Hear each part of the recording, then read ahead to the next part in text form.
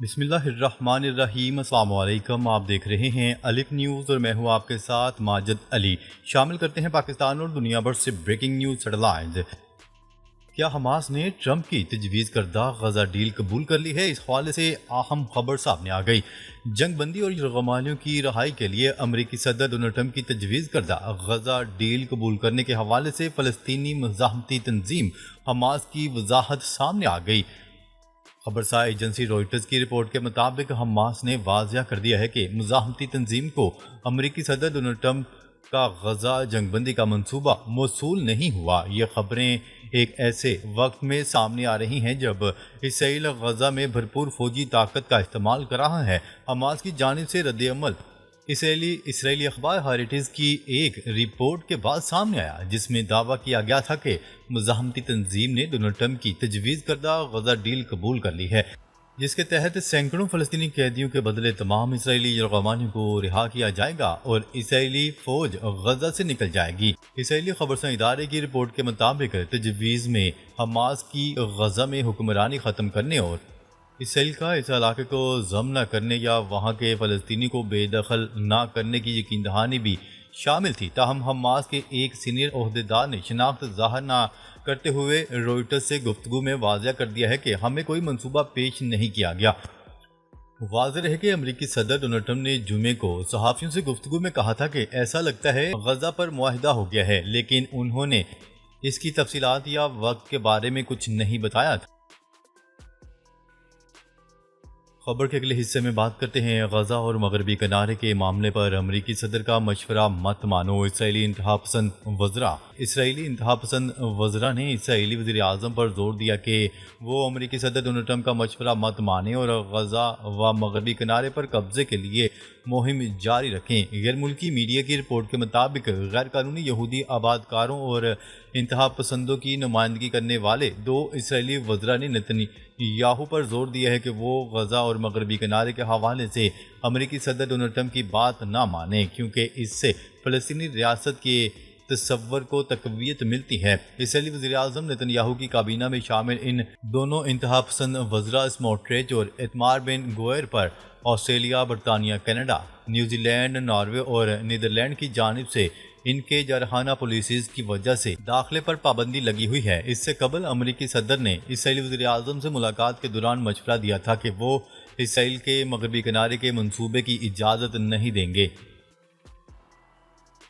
خبر کے اگلے حصے میں بات کرتے ہیں روس کی نیٹو اور یورپی یونین کو جارحیت کی صورت میں فیصلہ کن جواب کی دھمکی۔ اقوام متحدہ میں روس کے وزیر خارجہ سرگئی لاروف نے نیٹو اور یورپی یونین کو خبردار کیا ہے کہ اگر ہمارے خلاف کوئی جارحیت کی گئی تو اس کا فیصلہ کن جواب دیا جائے گا۔ خبرساز ایجنسی روئٹرز کی رپورٹ کے مطابق اقوام متحدہ کی جنرل اسمبلی میں خطاب کے دوران روسی وزیر خارجہ سرگئی لاروف نے کہا کہ روس پر الزام دیا جا رہا ہے کہ نیٹو یورپی یونین ریاستوں پر حملے کی منصوبہ بندی کی جا رہی ہے، حالانکہ صدر پیوٹن مسلسل ان اشتعال انگیزیوں کو مسترد کر چکے ہیں۔ انہوں نے کہا ہے کہ ماسکو کو یورپی یونین اور نیٹو کے دارالحکومتوں میں چند سیاستدانوں کی جانب سے دیے گئے بیانات پر تشویش ہے، جس میں ممکنہ جنگ عظیم سوم کا منظرنامہ پیش ہو رہا تھا۔ سرگئی لاروف نے کہا کہ یہ شخصیات عالمی برادری کی جانب سے شفاف متوازن حل نکالنے کی کوششوں کو اپنے یک طرفہ موقف کو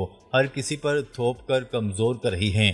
سرگئی لاروف نے جنرل اسمبلی کے دوران امریکی سیکرٹری اسٹیٹ مارکو روبیو سے غیر رسمی ملاقات بھی کی۔ خیال ہے کہ روس کی یوکرین سے جنگ حالیہ ہفتوں میں نیٹو اتحاد کی مشرقی سرحد میں شدت اختیار کر چکی ہے، اور ایسٹونیا نے روس پر الزام عائد کیا تھا کہ اس کی فضائی حدود میں 3 لڑاکا طیارے بھیجے گئے اور نیٹو طیاروں نے پولینڈ کی فضائی حدود میں روسی ڈرونز مار گرائے ہیں۔ امریکی صدر ڈونلڈ ٹرمپ نے بھی رواں ہفتے نیٹو فضائی حدود کی خلاف ورزی پر روسی طیارے مار گرانے کی توثیق کی تھی اور اقوام متحدہ کی سلامتی کونسل میں کہا تھا کہ وہ نیٹو سرحد کا دفاع کرے گا۔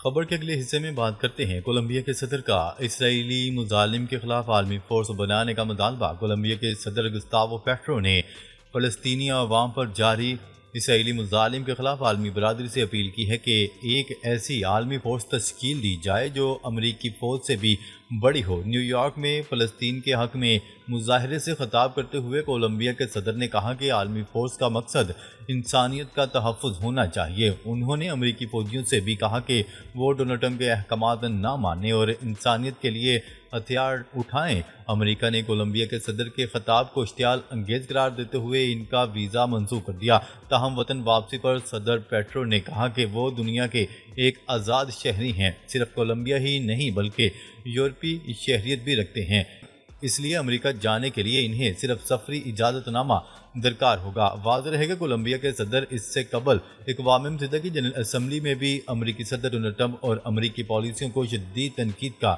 نشانہ بنا چکے ہیں، جس پر امریکی وفد اجلاس سے واک آؤٹ کر گیا تھا۔ خبر کے اگلے حصے میں بات کرتے ہیں اپنی سرزمین کسی ملک کے خلاف استعمال نہیں ہونے دیں گے افغان حکومت۔ افغانستان نے پاکستان، چین، ایران اور روس کے وزراء خارجہ اجلاس کے اعلامیہ پر رد عمل دیتے ہوئے کہا کہ اپنی سرزمین کسی دوسرے ملک کے خلاف استعمال نہیں ہونے دیں گے۔ افغان عبوری حکومت کے ترجمان نے کہا کہ غیر ملکی فوجی اڈے کے قیام کے خلاف پاکستان، چین اور روس اور ایران کے موقف کا خیر مقدم کرتے ہیں۔ احمد اللہ نے مزید بتایا کہ افغانستان میں کسی مسلح گروہ کو سرگرمیوں کی اجازت نہیں دی گئی۔ یہ بات بے بنیاد ہے کہ افغانستان سے دوسرے ممالک کو کوئی خطرہ لاحق ہے۔ ترجمان کا کہنا تھا کہ افغانستان بدعنوانی، منشیات اور ہر قسم کے ناپسندیدہ امور کے خلاف اقدامات کر رہا ہے۔ ہم تمام ممالک کے ساتھ باہمی احترام کی بنیاد پر تعلقات چاہتے ہیں۔ کابل کی پالیسی باہمی اعتماد، مثبت روابط اور دوستانہ تعلقات کے فروغ پر مبنی ہے۔ سیاسی ماہرین کے مطابق علاقائی ممالک کی افغانستان کے استحکام کی حمایت ایک موقع ہے۔ افغانستان اس کے ذریعے اپنے سیاسی اور اقتصادی روابط مزید مستحکم بنا سکتا ہے۔ کابل کا ہمسایہ ملک کے خدشات کا مثبت جواب دینا اعتماد سازی بڑھا سکتا ہے۔ خبر کے اگلے حصے میں بات کرتے ہیں ڈونلڈ ٹرمپ نے مزید 2 شہروں میں فوج تعینات کر دی۔ امریکی صدر ڈونلڈ ٹرمپ نے امریکہ کے مزید 2 شہروں میں فوج کی تعیناتی کی منظوری دے دی ہے۔ ڈونلڈ ٹرمپ نے وفاقی اداروں خصوصاً ICE کی تنصیبات پر ہونے والے مظاہرین کے حملوں کو روکنے کے لیے اوریگن کے شہر پورٹ لینڈ اور جرائم روکنے کے لیے ٹینیسی کے شہر میمفس میں فوجی دستے بھیجنے اور ضرورت پڑنے پر پوری قوت استعمال کرنے کی ہدایات جاری کی ہیں۔ سوشل میڈیا پوسٹ میں ڈونلڈ ٹرمپ نے کہا کہ وہ محکمہ جنگ کے وزیر پیٹ ہیگزت کو حکام کی حفاظت کے لیے تمام ضروری فوجی یونٹس فراہم کرنے کا حکم دے رہے ہیں۔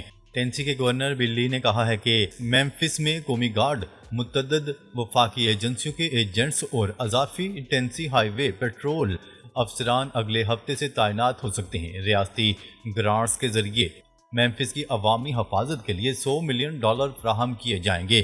ان کا مقصد امن و امان بحال کرنا ہے۔ ہمارے پاس اس شہر کو دوبارہ محفوظ بنانے کا ایک موقع ہے۔ اس سے قبل جون میں امریکی حکام نے رپورٹ کیا تھا کہ جنوبی پورٹ لینڈ کے ایک ICE مرکز کے قریب مبینہ طور پر شرپسندوں نے آتش گیر مادہ رکھا اور آگ لگانے کی کوشش کی تھی۔ خبر کے اگلے حصے میں بات کرتے ہیں حسن نصر اللہ کی پہلی برسی، حزب اللہ کا ہتھیار ڈالنے سے روکنے کا انکار۔ حزب اللہ کے سربراہ نعیم قاسم نے اعلان کیا ہے کہ حزب اللہ کسی صورت اپنے ہتھیار نہیں ڈالے گی۔ یہ اعلان انہوں نے بیروت کے نواح میں اپنے پیشرو حسن نصر اللہ کی پہلی برسی کے موقع پر ہزاروں حامیوں سے خطاب کرتے ہوئے کیا۔ یہ کہا گیا ہے کہ ہم کبھی اپنے ہتھیار نہیں چھوڑیں گے، ہم شہادت کے لیے تیار ہیں۔ نعیم قاسم کے خطاب کے دوران شرکا نے حزب اللہ کے زرد پرچم، لبنانی، فلسطینی اور ایرانی جھنڈے لہرائے اور امریکہ و اسرائیل مخالف نعرے لگائے۔ ایرانی سیکیورٹی چیف علی لاریجانی بھی اس موقع پر موجود تھے۔ ایران حزب اللہ کا اہم حامی سمجھا جاتا ہے۔ حزب اللہ نے حسن نصر اللہ اور ان کے نائب ہاشم صفی الدین کی برسی کے سلسلے میں بیروت کے مشہور راوش راک پر ان کی تصاویر بھی پروجیکٹ کیں، حالانکہ حکومت نے اس کی اجازت نہیں دی تھی۔ لبنانی صدر جوزف اون نے اپنے بیان میں کہا ہے کہ یہ موقع اس بات کا احساس دلاتا ہے کہ ملک کی بقا ایک متحدہ ریاست، ایک فوج اور آئینی اداروں میں ہے جو خود مختاری اور وقار کی حفاظت کریں۔ خبر کے اگلے حصے میں بات کرتے ہیں۔ امریکہ نے مسئلہ فلسطین کے پرامن حل کی خواہش ظاہر کر دی۔ امریکی محکمہ خارجہ کا کہنا ہے کہ کشمیر کا مسئلہ پاکستان اور بھارت کے درمیان براہ راست تنازع ہے۔ اگر کشمیر تنازع پر ثالثی کی پیشکش کی جائے تو ہم آمادہ ہیں۔ مذاکرات سے مسئلہ کشمیر حل ہو سکتا ہے۔ پاک بھارت جنگ بندی میں امریکہ نے مدد فراہم کی۔ امریکی محکمہ خارجہ کے مطابق دہشت گردوں کی حوالگی کے اقدامات پر پاکستان کا شکریہ ادا کرتے ہیں۔ امریکی شہریوں کو قتل کرنے والے دہشت گرد کی حوالگی تعلقات کی اچھی شروعات تھی۔ امریکہ کا کہنا تھا کہ بھارت اور پاکستان کے ساتھ اپنے مفادات کو فروغ دینے کی کوشش کر رہے ہیں۔ ناظرین، اب تک کے لیے اتنا ہی۔ مزید خبریں لے کر وہ جلد آپ کی خدمت میں حاضر ہوں گے۔ تب تک کے لیے اپنا خیال رکھیے گا۔ اللہ نگہبان۔